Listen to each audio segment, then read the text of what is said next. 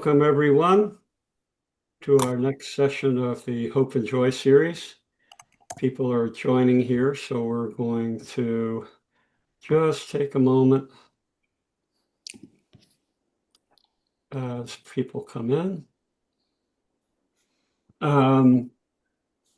If you haven't been to one of these before, I'm Dan Quinlan, and I'm the host of the Hope and Joy series. We've been doing these now. We're into our third year of these sessions.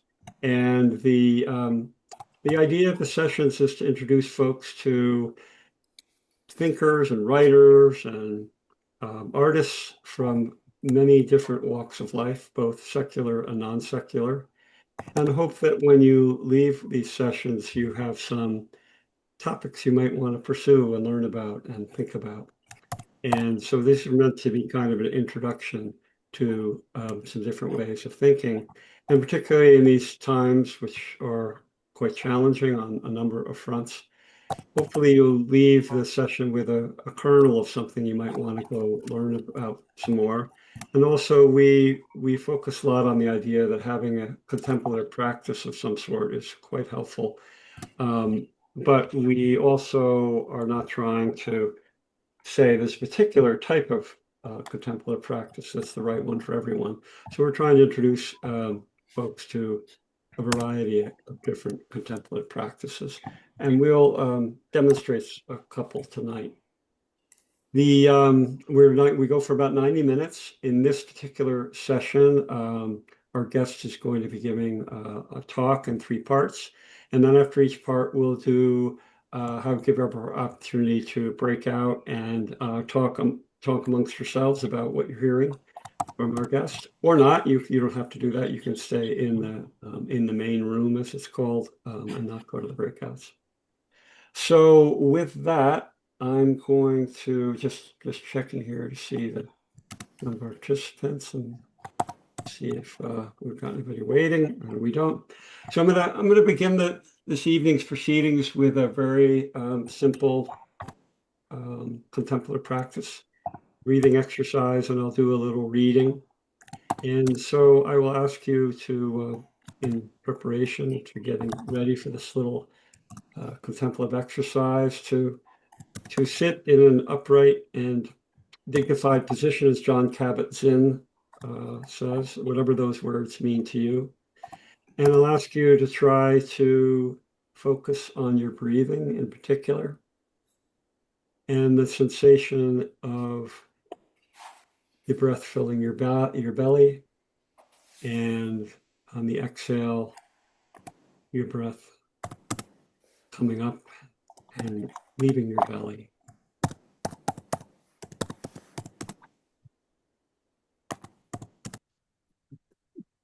And with each breath, allow the air to really come down and fill your belly. Take a nice, deep, long inhale and a nice, deep, long exhale.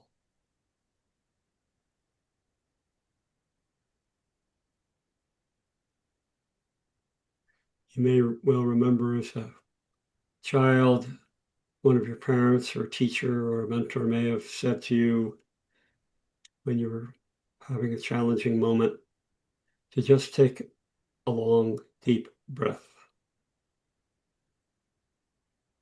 And my memory of that, and what I continue to experience today, is when I do that, and I'm very conscious of what I'm doing and really focused on the breath, I do feel a sense of peace, a sense of comfort, a sense of calm.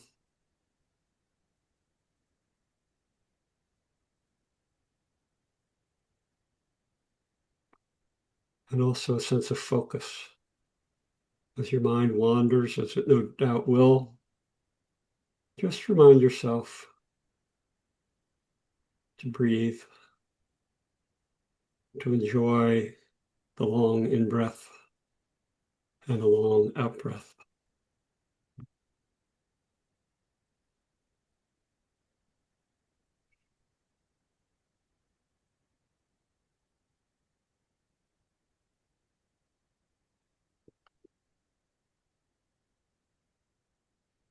This reading is called For Light.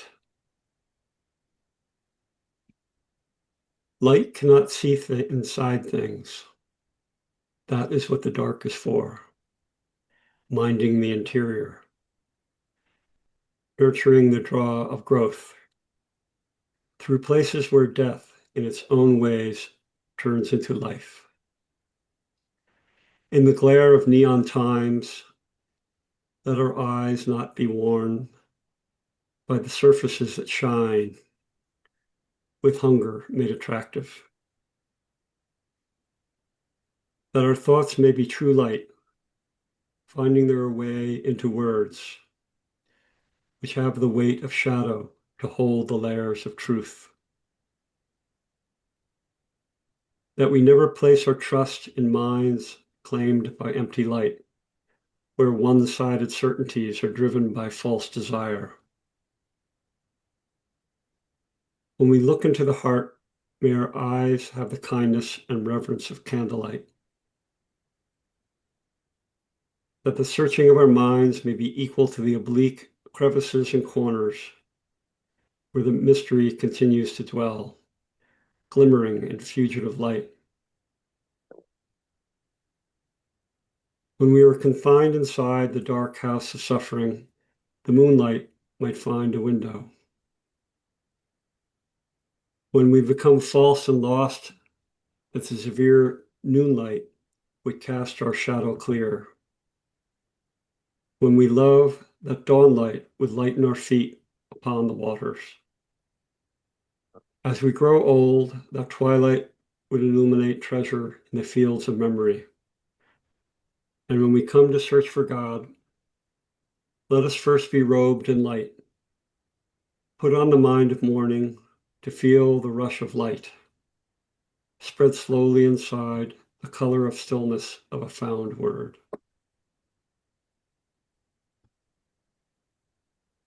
So with that, I'll ask you to take a couple of breaths and return to the group, and we will begin our event.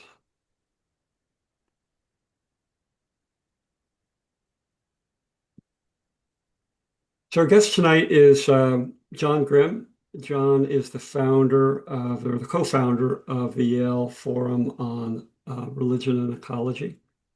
And John has been involved in the things that we talk about in this series for many years now, as he and I were just talking about. Along the way, John and his partners, including Mary Evelyn Tucker and others, have been involved in just an amazing array of different activities. One of which you may have heard of is called The Journey of the Universe, which is a project which included a PBS film, a book, a series of podcasts. It also was an Emmy Award-winning event or project for the PBS film. He's the author of multiple books, including The Shaman, Patterns of Religious Healing, and is the editor of Indigenous Traditions and Ecology. With Mary Evelyn, he has published quite a number of books, including several books on Thomas Berry, including some of Thomas Berry's writing, under which both Mary Evelyn and John trained with Thomas Berry. So with that, I'm going to turn the event over to John, and want to take over, John. Thank you very much, Dan, for an opening moment of contemplative silence and that beautiful reading. Thank you very much. I'm pleased to be with you, everyone. I want to focus on three ideas, which I've listed here in front of you: Lifeways, Cosmovisions, and Giving World. I want to consider them in terms of native peoples or indigenous peoples. That term indigenous has a funny history or a storied history.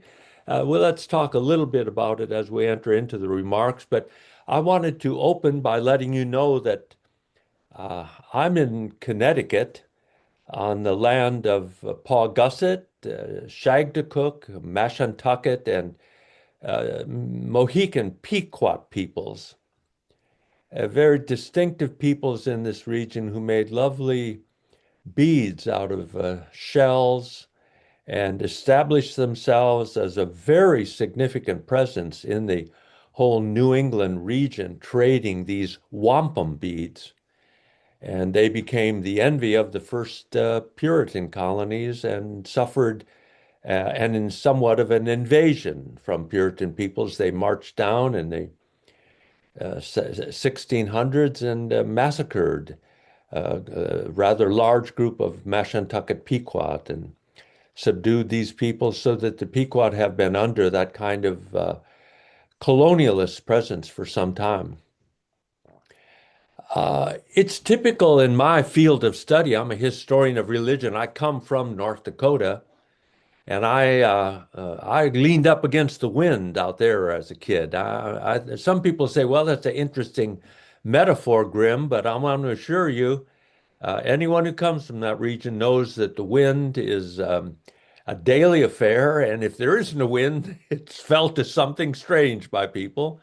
And as a kid, I can recall leaning against some rather significant winds, balanced on my heel against those winds. I feel those winds blew me east, where I met Thomas Berry at Fordham University. I met Mary Evelyn Tucker, my wife. In those studies, she went on to Columbia University to do studies in Confucianism. I initially was interested in the study of Buddhism, but the languages tripped me up, and Thomas Berry suggested I go out to my home region and see if any native people would teach me about something I was very interested in, namely religion as healing and shamanistic practices. So I wrote a dissertation on the Anishinaabe people we call Ojibwe and the set of healing practices. I learned something from that dissertation and from meeting those Ojibwe Anishinaabe elders. I learned that no one speaks for a particular people. The Ojibwe, my studies have been with the Crow extensively. I'll talk more about that. And also out in Washington State on the Colville Reservation. I've learned that, again, no one speaks for a particular native people, that those people speak for themselves. They speak out of their own experiences. So certainly a non-native guy like myself is not trying to present myself as a spokesperson for Indigenous peoples, but rather I'm an ally. And my feeling is these land statements or statements about where you are, like I gave a statement about I'm on Pequot land, it needs to be followed up with action too. And I think this is the group, this Hope and Joy lecture, speaking to Third Act. You know what I'm talking about, a sense of activism. Native peoples, if they have been one thing that we can say, they have been active in preserving and carrying on their transmissions. If they were not resilient and really capable of standing up to the pressure on them, some for centuries, they would have disappeared long ago. But there's something resilient about them, and I want to say Lifeways, Cosmovision, and Giving World is a kind of a portal into understanding their resilience. So I wanted to talk about these things because I feel we are in a time which is demanding a great deal of us. We talk of it in terms of democracy, of preserving it, and of a sense of voice in this country. I think you get the idea. I'm saying Native peoples know these struggles, and that's what I'm after. So I wanted to advance this, and I'm going to try it. I have several styles of, there it is. What makes an indigenous people? And what is a life way among indigenous peoples? The word indigenous is really coined out of the labor unions of all things that were interested especially in clothing. And the labor unions became aware in the 1940s that many native peoples were being marginalized or held out of union activity. And the United Labor Union activities, especially in Europe and the United States, coordinated and used this term indigenous to affirm the right of these peoples to join into unions. So indigenous has a fairly limited history from the 1940s. I'm not going to drill down on this too deep, but I just want to say in Africa, this term is not used, and there's particular reasons why. Again, we can talk about in the question and answer. In South Asia, in India, where there are numbers of Adivasi peoples or indigenous peoples, I would say, in India, they do not use that term. They use the term Adivasi. Again, particular reasons.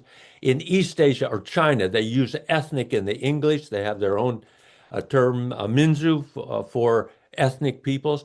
So I want to locate the term indigenous is used extensively in the Americas, North America, South America. You know, I think some of you know, many native peoples, very diverse peoples from the Arctic down to Tierra del Fuego. I would put forward, though, that traditionally we could characterize all of these indigenous peoples, whether Africa, South Asia, East Asia, the Americas, or the Pacific region, Hawaiian, Maori people, like Micronesian people. All of these are small-scale societies. And what gives them their uniqueness is to have a shared language. And I want to talk about that a bit later, but language is important for understanding indigenous peoples. And Lifeway, it circles around language. Kinship systems, ways of talking about relatedness. We generally anthropomorphize this term. We use kinship in our human societies. I want to say native peoples talk about kinship into the natural world, and they do it in very interesting ways. Stories, I think that's fairly obvious. People tell stories about who they are. I want to say a bit more about that in just a moment. Relationships with lands and biodiversity. Some people, and I would count myself among them, would say this is the most important concept if you talk about indigenous people. Land and biodiversity, kinship relationships to land and biodiversity. The language, well, we'll talk about that. Finally, governance. Lifeways emphasize particular governance systems among these indigenous groups. So indigenous peoples are integrated societies, and that's how I'm using the term Lifeway. I teach as a historian of religion. I teach courses in the religion of indigenous peoples and have done so at Yale at the School of the Environment and Yale Divinity School for some 20 years. Before that in Pennsylvania. Before that in New York, just out of New York City in the Bronx. So these societies are integrated in ways that they tell stories about their primal beginning. And my early encounter with Native peoples in my schooling, I was given an understanding that many Native peoples are ahistorical. They are so caught in their traditional spiraling that they do not understand what we in the West call that linear movement of history. It's just totally inappropriate, totally wrong. The linear modality, to analyze it from that standpoint, I would agree that Native peoples, broadly speaking, do not reflect upon their history in a linear mode as a sequence of chronological events which are left in the past, but rather for Native peoples, history is a storytelling. And storytelling enables the present to be contemporary. They can make present their past by telling these stories. So this sense then of Lifeway as an emphasis on the integration of spheres of activity in indigenous communities, such as economics, medicine, religion, jurisprudence. So if initially I wanted to emphasize integration as a historical present, this sense of emphasis is on Lifeway as not separating out dimensions of life that we would call, let's say, religion. Let me take one of them. But rather, what integrates all of this is this relationship with a sacred reality made present in the land and biodiversity, about which tells stories and about which knowledge is gathered. For example, indigenous knowledge. Let's say the making of canoes or making of really significant vehicles for moving across water on the northwest coast. If you go out to what used to be called Queen Charlotte Islands off of Canada, a couple 100 miles off of Vancouver area and a little bit north, their name has now reverted to the native people in that region. That's called Haida Gwaii now. And in Haida Gwaii, the Haida people made a significant canoes out of tall trees. And this kind of knowledge is what I'm talking about as indigenous knowledge. What it means to know what trees are capable of. I helped paddle in a Haida canoe called Lotsau, wave eater. When we went into the bay in that boat, 30 of us paddling in that boat, we came to 4-foot waves. It was not a storm day. It was just a normal, beautiful, sunny day. But the waves were ocean waves. That vehicle went right into those waves. It was well named Wave Eater. So indigenous knowledge of transmitted among peoples and then traditional environmental knowledge. Let's think of it this way. The lifeway of these people in relationship to the land. What is happening now in terms of climate change to the land and the biodiversity? Elders are noting these things, and for the last 2 decades especially, climate awareness coming from Native peoples has been a major introduction of traditional environmental knowledge into climate science. So this is a major component of climate science, and say the circumpolar culture, a gathering of indigenous people from around the Arctic region, whether in Asia and North America, they share a knowledge in traditional environmental knowledge about climate change. So these are 2 pathways, indigenous knowledge, the environmental knowledge, into understanding how Lifeway integrates these ways of knowing, and these ways of knowing as something meaningful to the people at a depth that I would call sacred. And I would say it's not necessarily a transcendent sacred, going to an other world or a heavenly world. It's a sacred which is inherent in the land, in the biodiversity. And the stories then are about that sense of the inscendence, the sacred within reality.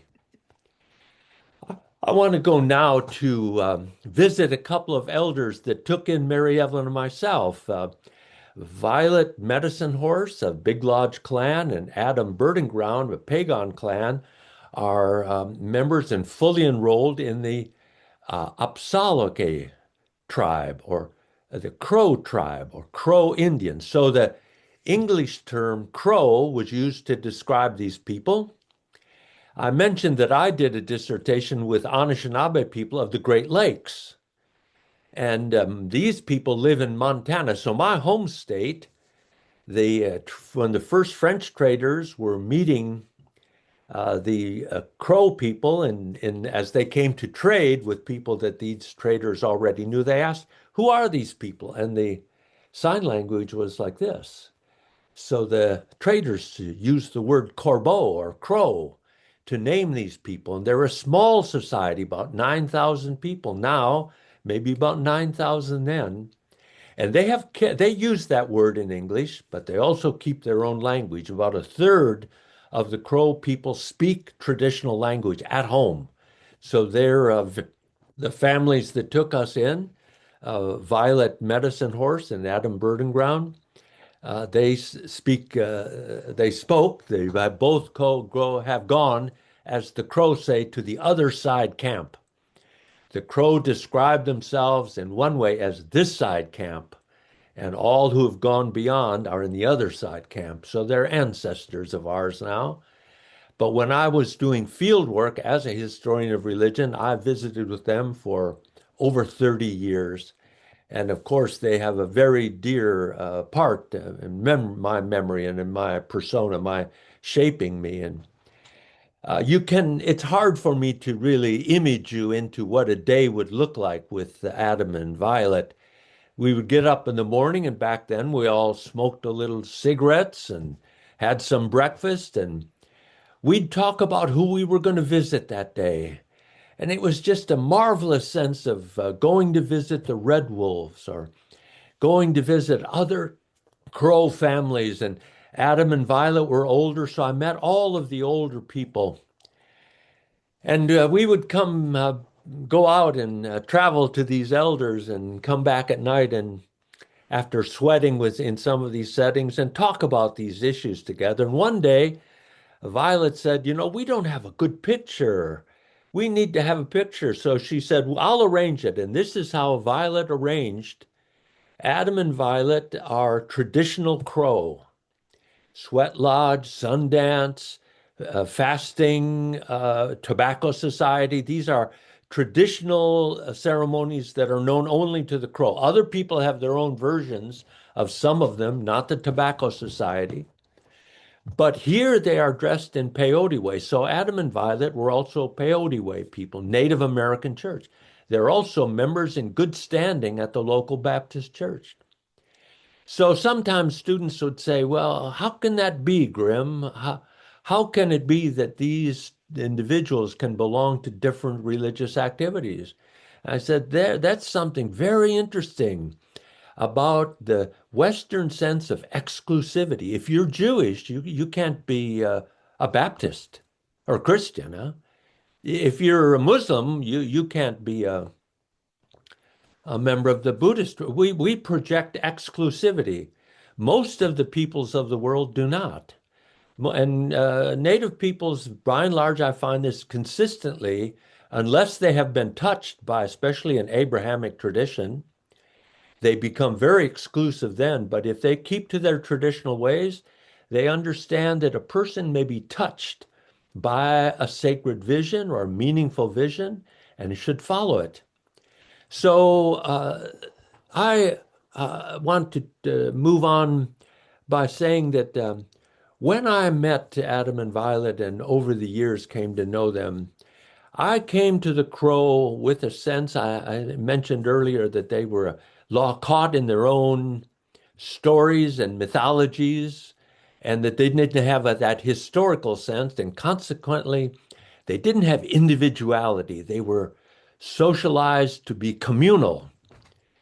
And I'm moving after this slide into the idea of community, but I want to say quite frankly and strongly, I've never met such individuated people in my whole life as Crow people and other native peoples. Their traditions, their lifeways foster a deep sense of search and of personal quest to engage reality at the depths of which their tradition allows it. So this question of the relationship of individuals like Adam and Violet to the community, I think this became one of the major questions I struggled to understand, not only in their community, but in our own. What's the individual? We're hyper individuated in the West, but among Crow people, community is what I'm trying to picture here. Now, this is taken at a ceremonial that I want to take a look at, and that I met Adam and Violet when I first went to this ceremonial among the Crow. We call it in English Sundance. We use that term to describe a number of rituals on the Northern Plains. They're all very different. They all, we might say, focus on a relationship with the sun. I'll grant that, but they're very different. And so among the Crow, this is a community-oriented ritual.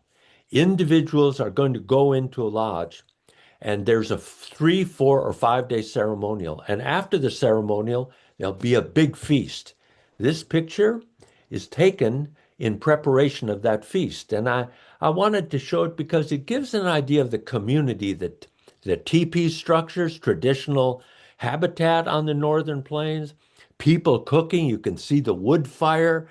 They're prepared to really cook for an extended period of time because there's going to be 2, 3, 400 people that are going to come eat at the end of this ceremonial. So it's a major festival of food. If community is a strong dimension of this ritual, I want to say that the community extends into the natural world. And I want to use some Crow terms, the terms for this ceremonial, to validate that claim. The ceremony that I want to describe briefly to you is called Ashkise Lisua. Ashkise is a big lodge or a cosmic lodge, is an English translation of the crow intention. And Liswa is dancing, your feet bare, no sandals, no moccasins, bare feet on the ground. All the men and women, young and old, who will go into the big lodge, and we'll have a look at it in just a moment. They go into that lodge then as if they are going into a cosmic dimension, hence Cosmovisions, where we're going. The life way that I want to emphasize here is this community orientation at a ritual like this, and there are many rituals among the Crow, but this is a major spring and early summer ritual for renewing their relationship with the land and the biodiversity. These dancers have felt a call to go into this ritual. They have let it be known to the sponsor and the healing Sundance leaders or Ashkese Liswa leaders that they would like to go in, and they've been given permission. So after a period of time, I had dreams and I felt called into this lodge, and the Crow allowed me, and 10 times I've danced in this ceremonial, entering into the Cosmic Lodge as a member, an individual person. Obviously, is very meaningful to me as John Grimm, but I'm very aware of the times that I danced, all of us charging the tree, huh? This sense of trying to build a heated power, going without food and water for 3, 4, or 5 days, depending on what the sponsor wants to do. And you undertake this kind of limits on your body in order to enter into a liminal dimension, a kind of a sensory deprivation or a embodied deprivation of food and water to experience something communally with everyone. So this lodge consists initially a cottonwood tree about 60 feet tall, will be located by these leaders of this ceremonial, huh? So Sundance leaders, I'll use the English term at times too. They keep their eyes out for these cottonwood trees, and the day this ritual begins, they hold a ceremony of apology, and as many dancers as can will go with the Sundance leaders to this tree, and we all get 4 swings with an axe at this tree. And before we swing, these healers talk to the tree and all the birds in the tree and the life in the tree, and they apologize. They say, we're going to take your home, but you're going to give us the capacity to renew your world. And they don't let it touch the ground after all of these dancers swing at it. They bring it on a carrier, can be miles away, and they plant it in a hole in the ground. It's a major struggle to get a tree like that up and orient it north-south. And the flags there, blue and white, are oriented white to the north, blue to the south. You notice all of the branches are taken off on the upper, except on the very top. For the Crow, and this is their thought tradition, you can find it expressed in these beautiful symbols. From the ground up, all life is one. The Crows stand by that. And yet the 2 arms, this oneness of life expresses itself often in very sharp dualities. But at the top, all of the diversity is what the Crow affirm. So the central tree is surrounded by 10 forked trees, about 10 foot tall. These are the 10 clans of the Crow. So you see they're building their social space, and then the rafters to the central tree. Again, all life is connected to the oneness. And the into that center then will be a stuffed eagle in the upper branches here, and you can see a buffalo head, a stuffed buffalo head. So the life way of these people on the northern plains, water, biodiversity, the raptorial eagle, and the nurturing all the food. And buffalo means everything to these. These are buffalo people. So the buffalo is on this centering tree, and these dancers are charging into this buffalo. The drummers at the eastern door of the lodge, the drummers singing. the elders at the doors entryway, announcers who are calling to the dancers, men and women around the inside of the lodge, at the back of the healers and the sponsors. These are all groups, these are dynamics in this ceremonial. And they're all focused on this nurturing presence of the buffalo. And you can notice willow branches, water. This is the Crow way of symbolizing water. So land, animal, water, and the raptor in the height. Obviously, the Lifeway has something to do with the relationships. And at the Forum on Religion and Ecology, and maybe when we break in a breakout group, I'll put some of these URLs in the chat box if I can, Dan. We've done a new website called livingearthcommunity.com that tries to explore this idea of relationality in the world, following from the thought of indigenous peoples.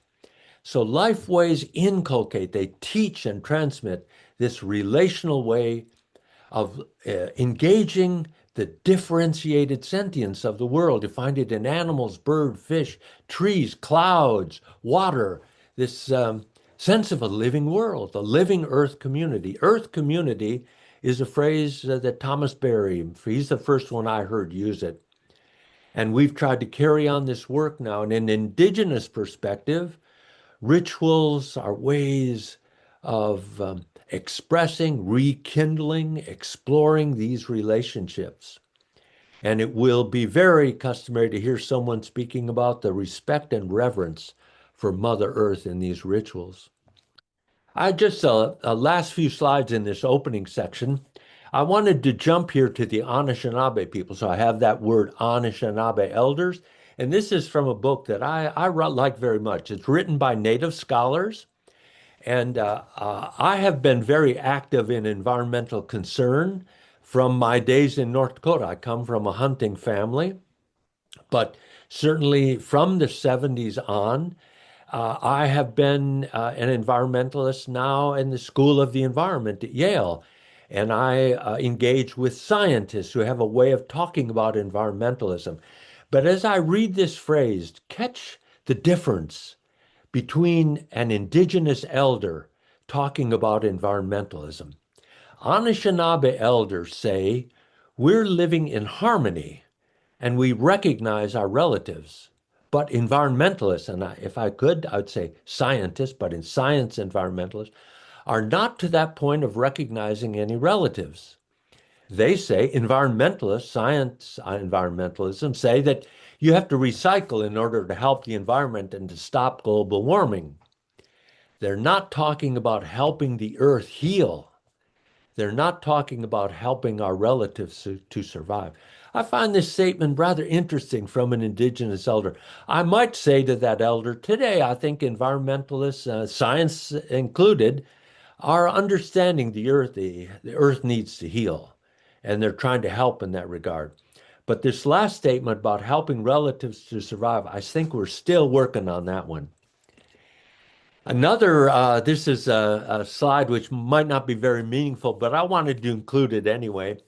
Rights for Nature. Our website, livingearthcommunity.com, has three major components: intelligences of the natural world, worldviews in the human community that have responded. If the earth is talking to us, how do we respond? And then third wing, earth law. This is something Thomas Berry at the end of his life was very keen on. He used the phrase earth jurisprudence. It has now become widely known as rights of nature, rights for nature. And I wanted to just signal here the Maori people are among the first to bring forward in New Zealand, or as they say, Aotearoa, their homeland. They have worked for and achieved the rights of nature for a river, the Wanganui River, for a mountain, and for a particular grove of forest. So it's enshrined now in their laws. This is something I think I go forward with hope and joy with this kind of activity now happening. And certainly in my own field, I have been aware on our Northwest coast, Lummi people, Lummi, Lummi people are part of that very sophisticated Northwest Coast civilization that made these beautiful poles that are often called totem poles. And sometimes academics will get technical and say, no, they're lineage poles because we think we understand what Lummi and other Northwest Coast people are doing. But of course, we learn from them. But what I wanted to include this slide because here is a statement of the people's life way. The Earth Mother holding up the human with the guardians below her and the snake supporting the dynamics and the turtle island, the sense of the earth is Turtle Island. It's been rearranged somewhat when Jewel James, the carver, made this. And I thought for this group, this is an especially important transition for me in my remarks here, because this is a moment of cosmovision, isn't it? This is a moment where people are telling the story of who they say they are, and they're able to carve it into this tree. And this is also their life way. What is Jewel James doing with this pole? He has been taking this pole for years now to environmentally degraded or damaging projects, bringing people together to object to environmentally damaging projects and environmental activities that need to be addressed in his Northwest region. So this is a remarkable coalescence of religious environmentalism, if you will, or lifeway environmentalism, to use the term I'm trying to describe here. Now, I think I want to go back one. I want to stay here. And Dan, if this is an appropriate moment for a break, and maybe the question could be framed for the break. Does that sound appropriate? Yeah, why don't you pose the question that you would like? I will, what we're going to do is after John poses the question, I'm going to break all of you into so-called breakout rooms, and you can have a chat about John's question. We'll do that for about 10 minutes. Really encourage you to do that. You get to meet some lovely people. But if you're a real introvert, and there may be some of you on here, please don't feel like you need to do that. You can stay in the main room, as they call it. Don't join a room, and stay with us for about 10 minutes or so, and then we're going to regather. All right, I'll turn it over to you, John. So I thought it might be appropriate to talk about this question. How does the term lifeway help us to open understanding of relationship and responsibilities to reality, to our larger world? How does this concept or term lifeway open our understanding about relationships and responsibilities to the world? Thanks, and see you in 10 minutes. Turn it back over to you. Thanks, everybody. I guess I'll close this. Is it this here? Yes. I, of course, got carried away in my opening topic, and so I haven't left so much time for Cosmovisions and Giving World. But let me proceed to talk about these two dimensions. And then, if I am able to leave 15 minutes for a conversation, let's do that. I know Cosmovision, when I speak of it with students and I use this type of a telescopic version of the sky that we now receive such incredible images from these telescopes in space, the Webb and so forth, that we think of in the depth of space cosmology as an understanding of evolutionary time. And indigenous peoples that I'm aware of did not come, they have their own version of process or the dynamics of movement.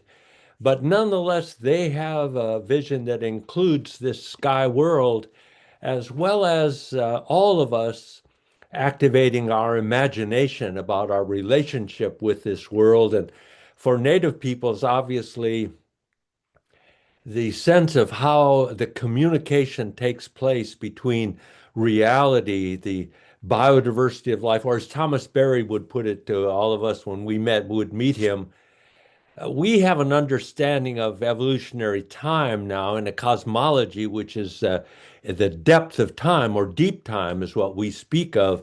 But our most immediate experience of the universe is on this earth. And I find that that's a very interesting phrase in terms of indigenous people, the sense of a cosmos speaking to them.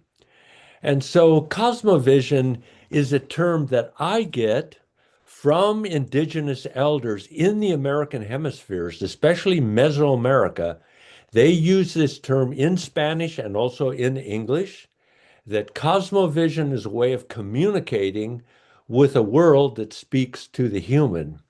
So when people tell these stories of their beginning, their primal beginning as a people, quite often it's not simply an origin story, but it's a way, an oral mode of placing a community in a vision of wholeness. And I want to draw on images like this one, where a headdress is capable of evoking that narrative. In fact, such a headdress may be worn when a native woman tells the Tutbulul or the story of her Toboli people in Mindanao in the Philippines, a story that literally takes some 12 days of structured time. And this storyteller may go into deep trances in order to get the rolling rhythm of telling this Tutbulul. And it's a cosmovision. And in that cosmovision, the story of reality tells of some incredibly tragic and incredibly glorious moments of their people, but it doesn't separate them into good or evil or make dichotomies that way. It's narratives that recognize differences, conflicts, and balances, and that these are stories that make present these modes of reality that the human is involved with. And so dancing and symbolizing these moments is part of the cosmovision also. Now, we saw this picture earlier, and I'd like to present this again.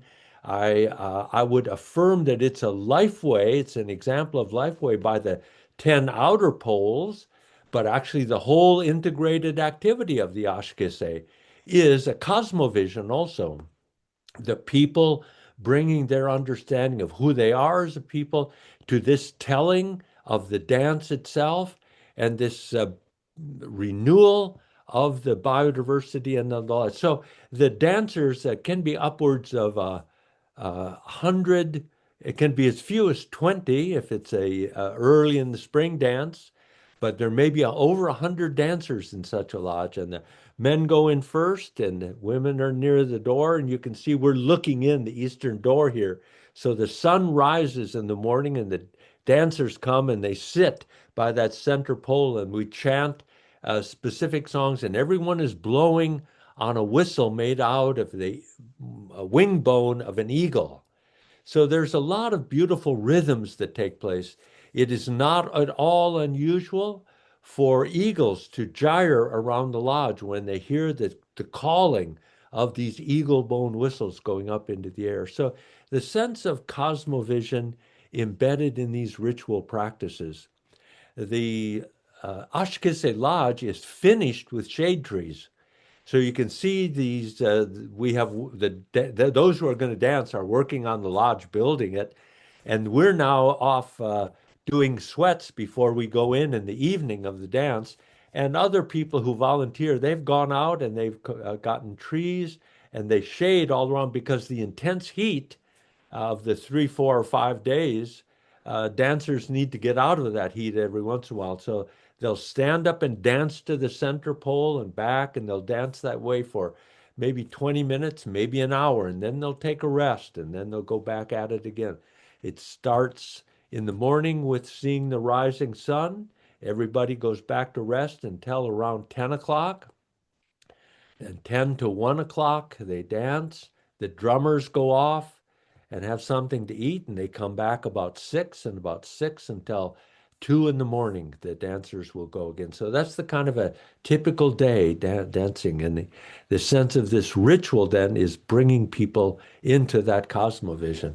So I tried to paint my memory of the experience of being in the Sundance, and There's some things I wanted to tell people when they looked at this. You know now that these dancers are blowing on eagle bone whistles, and they're blowing in unison, and they're following drummers.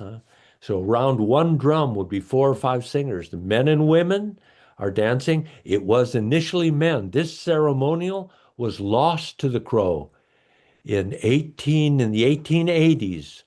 It was forbidden by the United States government, and the agency, Crow Agency, forbid the Crow from practicing it, and they tried to carry it on in the mountains, but they lost it in the 80s.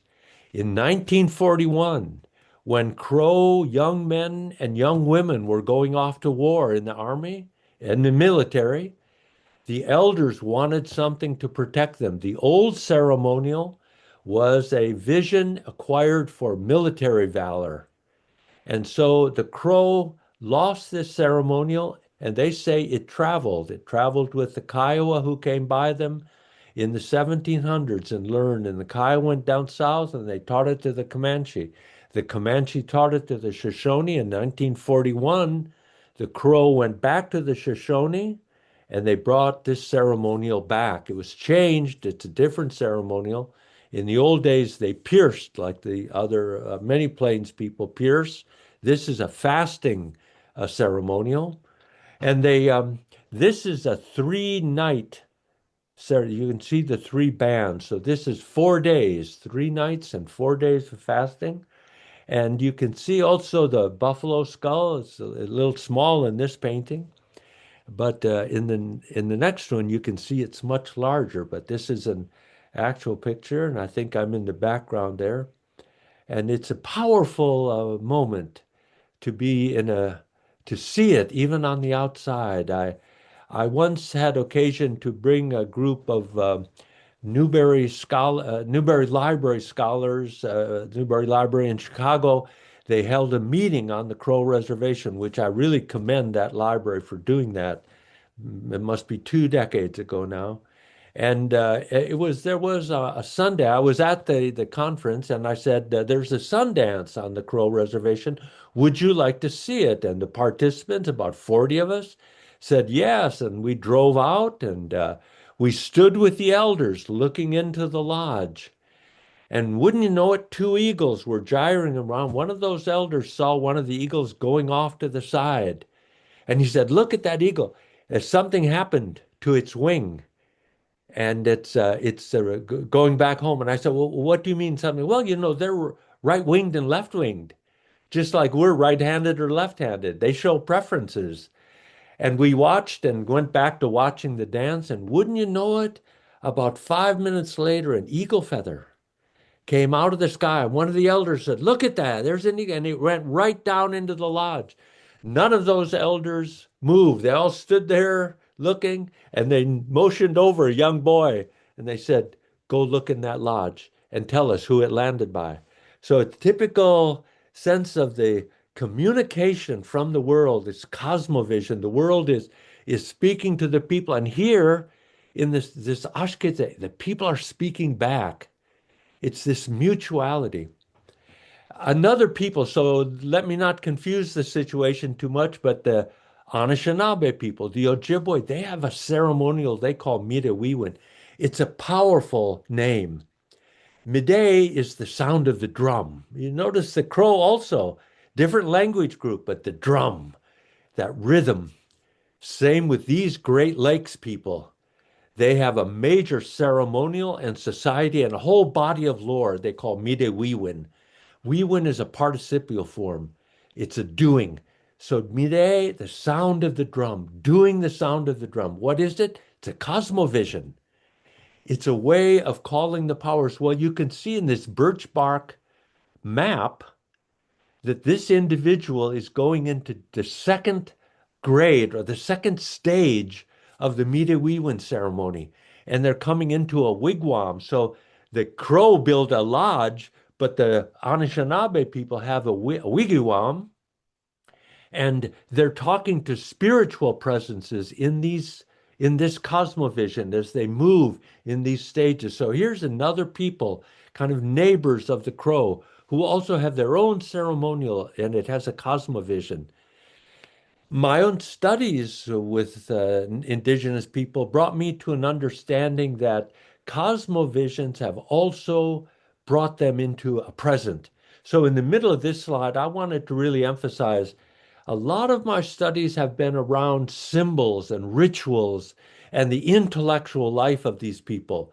But they themselves are very committed to the advocacy, the entanglement in the world.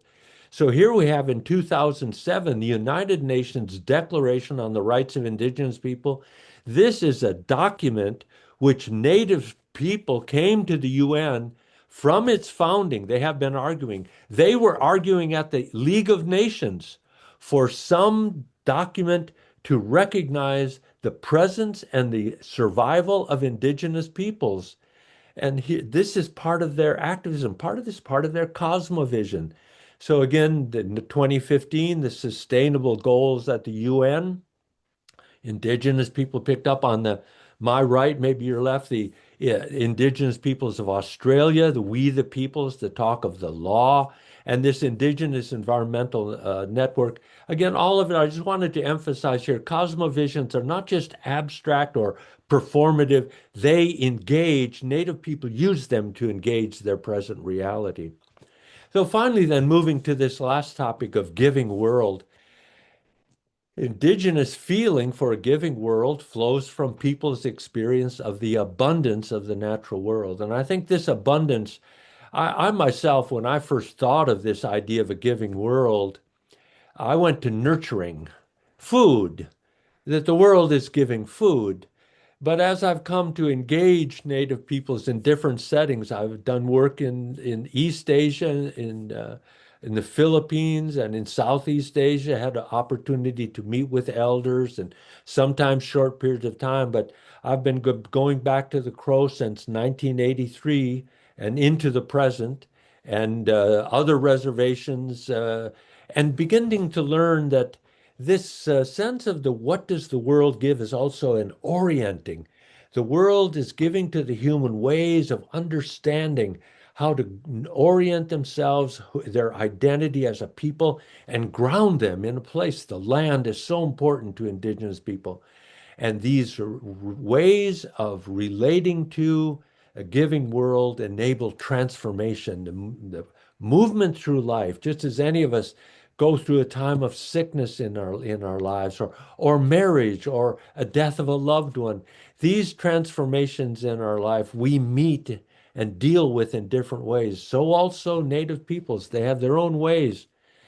Crucial, though, for understanding the givingness of the world is to understand indigenous language. And primarily, over 60% of indigenous languages around the planet are verbal. They are not noun oriented. And I would even push it beyond 60%, but I'm getting that number from linguists themselves. And I would push it higher because all of the Native peoples I've met, they talk of the world in the dynamic of process, of movement, rather than as objects out there.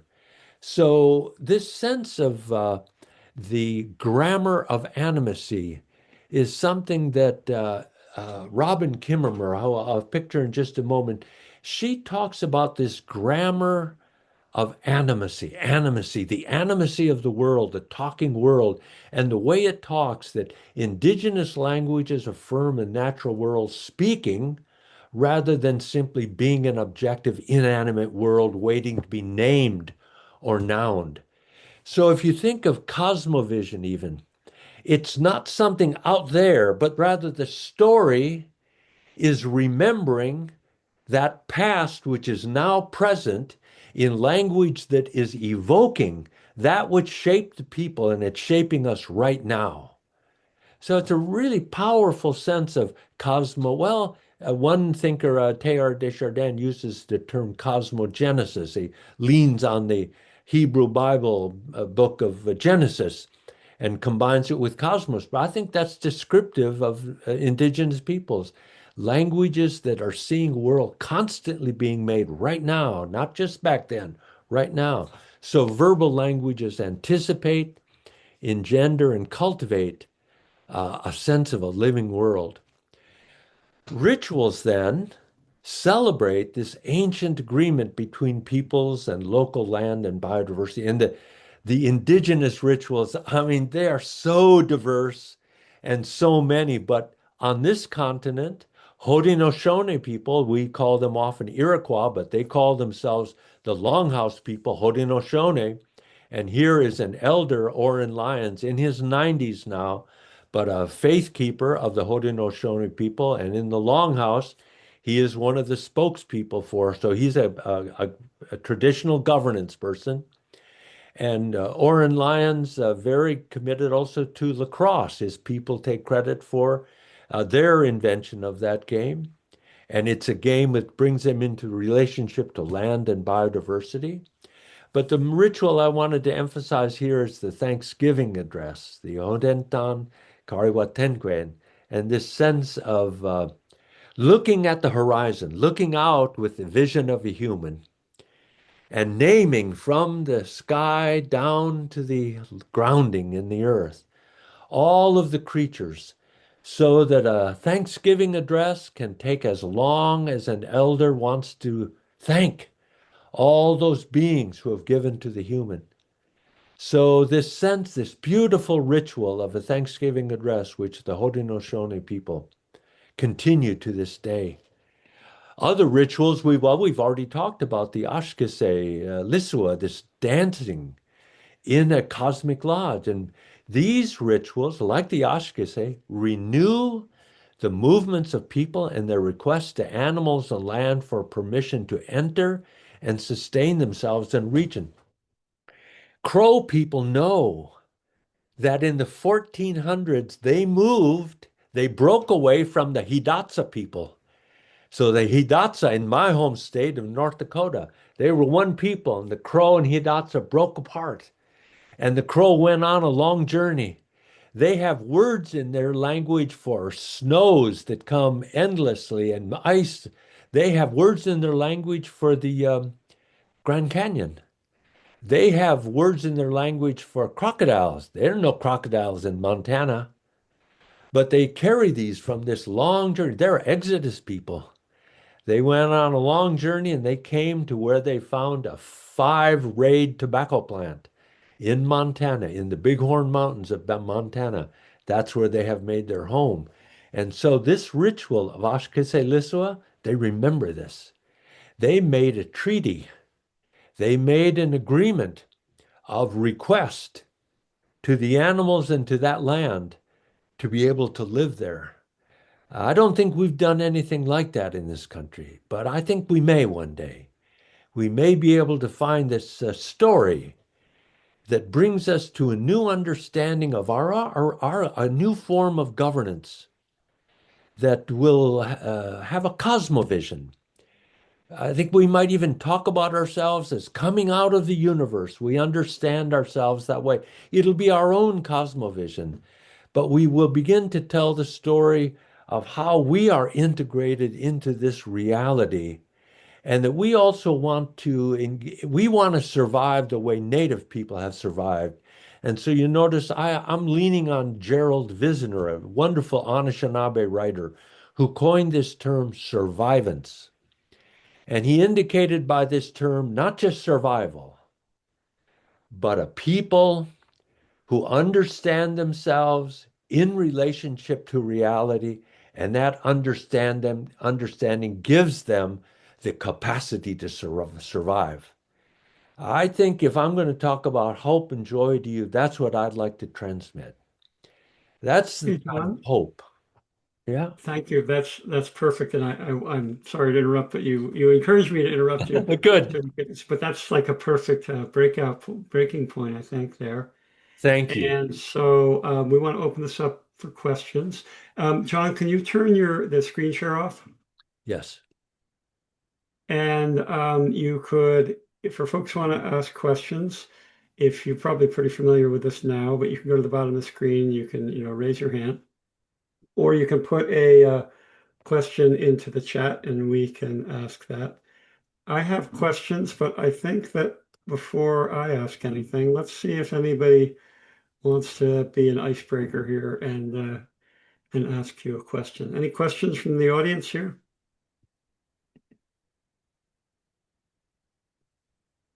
There's got to be questions there. I'm sure there are. Laura, you need to unmute.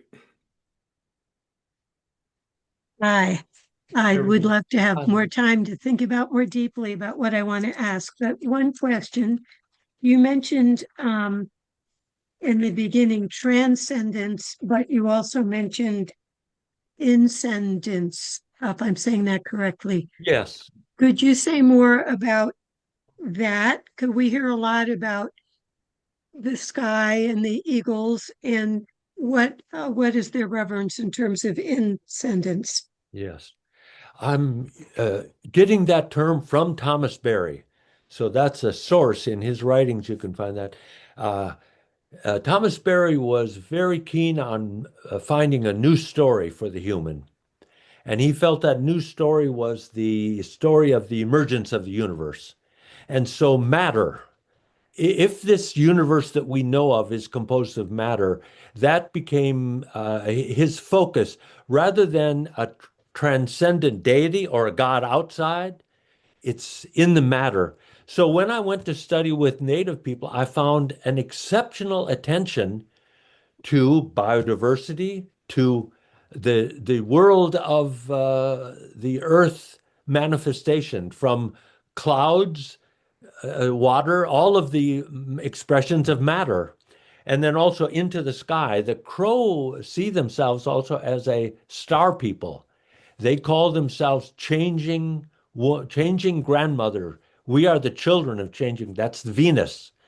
And so they see themselves as coming from the stars, which is akin to our own understanding now of the dynamics of supernovas that create elemental matter. The point I'm after, Lara, is the move then, the shift from many of the religious traditions in the human family talk about an other reality, a paradise or heaven beyond, and it transcends the material world. But many peoples find the deepest meaning in matter or in reality. So, Incendence, I think, is a way to talk about that engagement with the reality of the world as telling us, talking to us about something very profound. And we humans, we have such busy monkey minds that it's hard for us to hear the world or sit and really engage the world. And I think Native people learned this very early. And so their ceremonials try to stop the monkey mind. And one of the ways that they do it is by this fasting or by deprivation in various forms. I hope that helps. That's fascinating. It is. Thank you. I found it very interesting too. And especially for those of us engaged in environmental activism, I think it's a very interesting term to describe what often moves us. It's the environment it's a profound reality for many people. So when people use the drums, for example, in a ceremony, is that I don't know if the right word is transitional, but the drum has a vibration and there's a vibration in the earth. Um, is the drum sort of an intermediary in terms of that communication? Uh, uh, you're right on target. I wouldn't say intermediary. I think the drumming becomes a manifestation of that deeper rhythm you're talking about. So yes, I think you've really got hold of it. That's the drumming, and in the northern plains. I don't know if many of you know it, but they move into a high falsetto, and that's when the dancers charge the pole. So the drummers will be singing in a normal tone, and then going to a high falsetto, and that's when the dancers charge. This ecstatic moment in relationship to the drums. The drums are a very important component of the Ashkise ceremonial. I'm sorry, I get carried away here. I remember once there was a time the healers in the back of the lodge and the sponsored had determined on the last day, this was the fourth day, that the dance would end. The water had come out of the mountains, had been brought, and there's a lot to the ceremonial I didn't talk about. But suddenly the drummer said, no, the dance isn't over. So again, the dynamics of the different groups, The drummer said they have not suffered enough for the people. They have to keep dancing. And so all of us got up and danced. And I have a particular story of a beautiful cricket. I had an exchange with a cricket at that moment, but I think I'm getting carried away too much. And there are other questions I better let surface. Thank you. Oh, There's a question from Blaze here. Can you tell us again the name of the writer who talked about the term survivance? Gerald Vizenor, Vizenor. Gerald Vizenor. He's since passed on. He was an Anishinaabe novelist, an essayist, and his novels are thrilling. You pick one up, you won't be disappointed. They're surreal and all very interesting. And his essays then is where he dwells on survivance. Survivance. Thank you for that. Any other questions folks would like to ask? Here's a question in the chat. What is the level of communication between Native peoples in their similar beliefs? Yeah, I've tried to emphasize difference a great deal. That we use the word indigenous to mask or to cover over extraordinary difference. Just think on the northern plains, Apsaalooka or Crow people are right next door to Tsitsistas or Cheyenne people. They're right next to Lakota or Oseti-Sakowin, the seven fireplaces of the Lakota in South Dakota, the Dakota in my home state of North Dakota, and the Nakota in Minnesota. They're all can understand one another. In North Dakota, our Hidatsa Mandan settled village. So we could go on and on about the difference between people, but the question, as I heard it, was, do they share similarities? And I think that's what I'm after with Lifeway, Cosmovision, and Giving World. These are like portals into the difference. Their lifeways are different, but there's something about the integrating modality. The Cosmovisions are different stories, but they're trying to do something similar, I think, grounding, orienting, nurturing, transforming. So this one large, let's go large here. North America, Mesoamerica, South America, native people all the way through. We're talking hundreds, if not thousands, of different peoples in those two continents in the middle. They have been talking to each other for a long time, long time.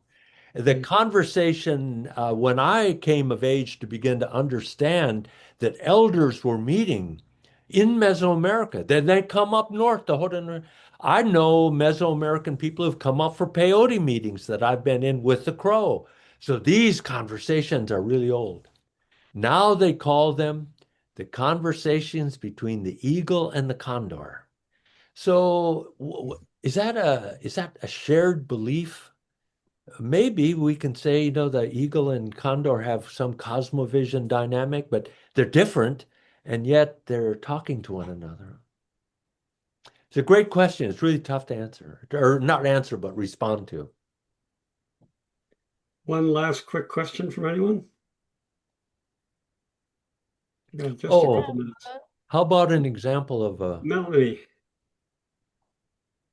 Yeah, hi, thank you. This has been Hi. really interesting. I'm going to forget the word, earth giving, life giving.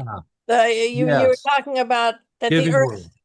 yeah, the earth gives us orienting and grounding and Nurturing nurturing and and transforming. transformation. So I was wondering, could you say a little more about that last one, how the Yeah. earth transforms us? Transform. I guess Say in the Lakota tradition of those people, Lakota, Dakota, Nakota, those people have a ceremony of keeping a soul. So someone has died, and that transformative moment, These people may take a lock of hair or they may take something from the body and they make a bundle. They will gather things appropriate that from out of their experience as a people, and they keep that bundle for 1 year. The body was traditionally disposed in an air burial, but now most Lakota of those peoples, they ground burial. So they use that form of treatment of the body. But the bundle is a very interesting ritual, isn't it? It's transforming all of the feelings we humans have at the loss of another. And so their life way, that bundle is kind of well, is it a map? Or is it just a bunch of stuff? Obviously not. And so what is put together in that bundle is very precious to these people about transforming, moving that person into the ancestral realm. You know, the Crow used that other side camp and this side camp. Thank you. Interesting. Thank you. John, I don't know if you have time, but Sure. I'm going to bring us to some closing thoughts. And if you're willing to chat some more, if people stick around, Sure. or do you need to skedaddle? Yeah, I'll stay for a while. Okay, all right. Great. Thank you. So, because we have to go from this wonderful conversation to the more mundane things of logistics and things. So, in the chat, there are links to the two websites that John mentioned that he has put together. I also put in a link to the Solavita series website, so you'll be able to get to a recording of this when we get there, and some other materials we'll put up from this talk. And I wanted to mention that in our next session, we'll be talking with Lisa Silvestri, who's professor at Penn State. And there's part of it which will be very interesting. And there's a link here. She wrote a really wonderful book. We're going to talk about the book, but she also wrote a really wonderful paper about what happened at the Standing Rock protest and the connection to how different groups came there, including veterans, Yes. and how basically the indigenous community took over that whole protest, and the other communities came together, and communities that might otherwise come to such a thing and feel like they're going to take over and run the show. And they quickly decided, no, that wasn't what they were going to do. They were going to let the indigenous folks lead the charge and figure out what to do and how to do it. And it was a very interesting story. She's going to be talking about that as well. Wonderful. So that's coming up next month. And also I just wanted to say in case some folks are going to go, I wanted to go back to a comment that you made about various comments, but one was about community. One was about the performative nature of the traditions and the spiritual and religious concepts that you brought across. And that's more and more a theme that we're all hearing about and seeing, both in all the different faith traditions that are coming forward and working on all these big problems that we have as a culture.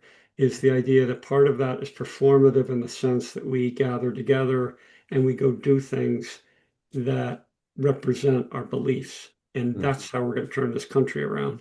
And also the nature of when you do that, being with groups of people, like even this one here, you're in a space with people who are working together to get to an end, hopefully. But in the process of doing that, you're sharing that experience of being together. And just that alone is enormously helpful psychologically. So these kind of things, in my mind, more and more all come together. And I was hearing very much elements of that in what you were talking about. And certainly the indigenous people in our culture have been going through a battle for hundreds of years. And so we can learn a lot from those things. So again, thank you to everybody, and thank you, John. And if anyone wants to stay, and we'll have a little chat here, maybe a couple more questions. I got at least one question here in the chat that I want to ask, and we'll go from there. So thank you, everybody.